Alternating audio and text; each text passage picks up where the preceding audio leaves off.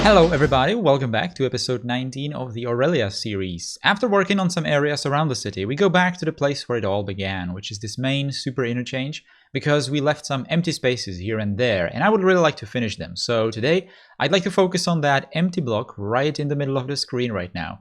Got some plans for an office and commercial buildings, some multi-level places, a tram stop of course, and some detailing. So let's go see how it was all built and how it turned out. Okay, so we're gonna start with the tram stop, of course. So I had this tram track in here. It was connecting that main tram hub station, let's say, the one that I've built pretty much in the third episode or something like that, a really long time ago, right? And the interchange part of the city, I guess. So there were no stops in here, and these tracks were running a bit lower than the surface. So it was kind of not easy to figure out what to do in here, but later it became quite obvious that it has to be some kind of a station like this in here. So as you can see, we have the tram tracks lower, like a full level lower than the road on the side of it, and it's quite close. So I think that this was actually quite obvious. I would build some kind of an overpass with these pedestrian elevators. So we would have a connection between all the places around here into that tram stop. Now I use this. I use obviously procedural objects as always, and I have used these elevator buildings, and I even used that building for the overpass section of this entire structure. So it was quite straightforward. You could have seen how I built it. I just put it on the side, rotated it so it fits this place, and made it slightly slimmer, right? So it would fit underneath the road on the top and above the tram, the cables, right? The power cables for the tram as well. And the height is all right. I'm later going to show you how I put the fake, well, not fake, but invisible pedestrian paths in this area, and people are using all this very nicely. Then I decided that there's going to be some kind of a plaza maybe around on the same level around the tram stop, but that's not exactly how I did things. You will see that soon enough. Yeah, right now. So I put this marble stone walk path, whatever it's called, and then it was quite clear right from the start that it would have to be sunken a bit more underneath the level of the tram stop. So overall, this place is actually going to have a lot of levels. Like, it's going to start on the bottom with this shopping area. I know that these buildings are offices, but I'm kind of considering them to be shops because they kind of look like shops, right? So it's going to start on this level. Then we're going to have the tram stop level. Above that, there is going to be the let's say surface level, and above that we have the train tracks, the interchange levels, and all that. So this place is actually going to be very, let's say, tall. It's going to have a lot of depth, right? So just doing some tweaks, changes, little details already with these procedural objects, obviously trying to fit all the overpasses and the elevator buildings into this area. And then we had to figure out how to just make everything fit to the interchange. So I really don't want to keep any empty spaces around here. I really want to have this area to feel like it's a very high density. It has just buildings absolutely everywhere, absolutely zero wasted space in here. Well, zero wasted space. You will later see that I built some kind of plazas that have a lot of space in this area, but I kind of think that every time you build a plaza, it's especially in these kinds of areas, it's kind of to symbolize the wealth of the place, right? So you have the impression that you can waste space because you can afford it, right, in a city like this, but not in this particular area, not in this particular part of this district. In here, we have buildings absolutely everywhere. So I have just placed the procedural object version of that the grayish office building, the one on the bottom, and I made it fit into that corner of this interchange. I obviously used multiple of these buildings, and on the top of here, I put those. I think those are actually vanilla buildings, the black ones, the tower ones. and from the green cities, and just made the surface of that of the first level of the roof into the ploppable asphalt with some decals to make it look a bit weathered. And it turned out looking really great. And later I added, you will see that in the cinematics, later I added like a smoke effect coming from all those ACs and vents and all that, and it's really looking great. So that place is almost done, and this is just a bit of something different in here. I was redoing all the tracks in the city. I finally downloaded the what's it called, the railway replacer mod from Ronix, I think, and I just redid all the tracks in the city, and these are looking much better. So yeah, that's just a change that I did. Like I said, for all the tracks, not just these one, but even these in the industrial zone as well. So back to this place. I put this spire tower. I think this is an office building. Not exactly sure what it is. Yeah, I think it is. And just put it on that roof over there. At this point, I haven't really decided yet how I'm going to cover all those roofs of the shopping buildings on the bottom of this place, but later I just going to put some fake surfaces on it, some trees, and even some like a cafe outside area, which is going to look quite all right with this area. So while I was talking, I also put the tallest building in the city in this area. I'm not sure what it's called, the asset, what it's called, but you could have seen I placed it right next to that bus area, which is again right next to the main train station building. I think I was doing that bus station area with the episode with the roundabout not that long ago, and today we are kind of going to finish it as well in just a few seconds. And I put that tall spire tower building right next to it. And like I said, this is the one. It is the tallest building in the city as of now. But I'm not sure if it's going to stay the tallest building in the city, because I do have taller buildings than this one. But we will see. I obviously don't want to put taller buildings than this one outside of the downtown, because that's not going to look exactly that great.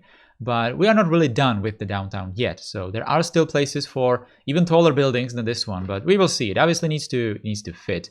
I won't place just tall buildings, just because. So we will see. But right now it is the tallest building in the city, and it kind of fits this place. I really wanted to have some kind of tall office buildings in this area, so this one is perfect. Right, so again, while I was explaining some different things, we already moved to, let's say, the second level of that underground shopping area, and it's the one that I was doing in here, which is like just one level below the main surface, which is probably the same level as the tram road.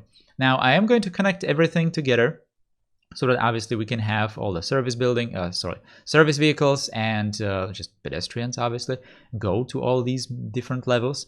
But some of these connections are going to be completely underground. I won't really show them because they will obviously have to change the elevation, and I really didn't want to have that visible in some places. But back here, we are already doing some detailing. We had some of these places where the terrain was clipped together, or not together, but through each other, because obviously we had the upper road in here and the tram road below that, so we had to cover all those empty spaces in here. I used that retaining the overpass wall, I think it was called. It's actually a very nice asset, that one. It's basically a key that doesn't alter the terrain around it on both sides, which is very convenient. And just more procedural object buildings here and there to kind of make it all fit nicely together. And this is what I was talking about. This is the place that is actually going to form like a cafe plaza. Well, not really a plaza, but just like an outside area right next to the tram station. I was also considering putting some, how do you call that, park people generator? No, the second one, event generator, in some of these places, so that they would have people gathering in some of these areas. But unfortunately, those require road access, and I didn't have that right next to the tram station. I would have to just probably switch that into just a tram road and a road like for cars, but I didn't really want to do that. So this place is not really going to have that many people. Also, these buildings that are on the bottom level are not commercial in in the game. I kind of think of them as commercial, but they are not. Obviously, they are offices, so they don't attract that many people. Not that many people go to them, so this place is definitely not going to be that crowded. Like, for example, the one that we have seen in the previous episode. The tram stops and all those. So there are going to be some people walking around these places, but not that many. But that might change, obviously, in the future as the city grows and maybe more people want to go through these places, either to work or, I don't know, just maybe just to go somewhere else through this area, right? Anyway, back in that second level of the commercial area, let's say, commercial sunken area, I really didn't want to place all those brick-looking buildings absolutely everywhere, so I even used some buildings that were kind of unique to this area, and then I built them so that they don't exactly follow any particular style or alignment, let's say, and it's going to look a bit more mixed in this exact place. Also, obviously, procedural objects again in here to kind of make the buildings custom fit into this area. So, for example, this one is from the workshop. It's a commercial building which is looking really good when it's standing alone without any neighbors, because it has the windows all around and all that. But in here, I just made it fit into that block and made it twice there. And the second one, the one which is in the middle right now, is going to have the bottom floors cut so that people can go underneath it. And this is exactly what I was talking about. I'm just putting those two walk paths underneath these buildings so that I can do some changes in elevation of that road, so I can connect all these places, but it's not visible to the viewer, right? So it's much more pleasant to the eye, something like that. Now, this is just to connect the levels together, obviously fake surfaces and some retaining walls.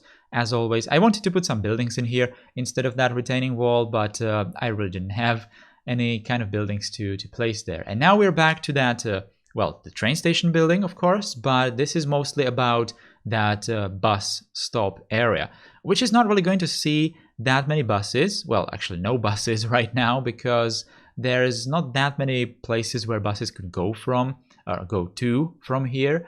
But later I will definitely put buses in here, in this particular stop right here.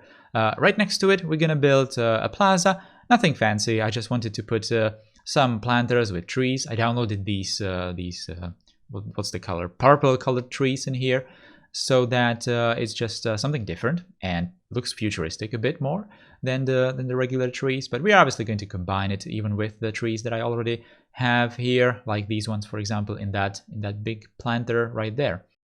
Now, when it comes to the buses, the types of buses that I'm going to use here later, like I said, I haven't put any bus lines in here yet, but later I will. And I will probably not use the Ollie buses, or at least not for all the lines that will go into this area. It might actually look very, very nice to have Ollies together with some bigger buses with higher capacity. But I'll definitely need the higher capacity buses in this place as well, because this place definitely will require some kind of lines that will go in between all the tram and train lines, just to fill the empty spaces where we don't have the coverage for the trams and trains. So some higher capacity buses will definitely be needed. And I already have some models for that from the workshop, so that's not really a problem. I just haven't used them, but we definitely will. Not really right now, like I said, don't really have that many places to go to with the buses right now. Now we're back with that tram stop. I'm just doing some of the cafe tables. I'm using the align, actually the random rotation with the newest Move It edition, which actually came in quite handy with this place, but just doing some tiny last detailing. And of course, we have to put the pedestrian paths into all the connections, all the tunnel connections in here to make everything nice and functional. So apart from the cinematics, this is all from today's episode. It really turned out looking great. I really like doing these multi-level places, either shopping areas like this one or some infrastructure, public transport, and so on. It takes a bit longer to make these, but the result is definitely worth it. Anyway, guys, stay tuned for the next episode next Sunday on the 23rd. There won't be any commentary nor time-lapse part in that video, only cinematics to showcase the entire city. Just a few notes about that episode. I have built some tiny places or details of camera, so you might be a bit confused if those didn't appear in any of the episodes. I am sorry about that. And also, you could have seen that even in today's episode, there are a few random buildings around the city that also didn't appear in any of the episodes. They are mostly cities, service buildings that I haven't placed in the city yet, but I obviously need them to have the city functional. But they won't stay there forever. And also some roads here and there coming from the city. They are just reminders of some plans that I had. And again, those will probably change when I get to those areas. Guys, I hope you liked today's episode. As always, if you did, leave a like, comment, share, subscribe to the channel and my Twitter if you're new here. Mark the next Sunday in your calendars and enjoy the cinematics. Thanks for watching, take care, and goodbye.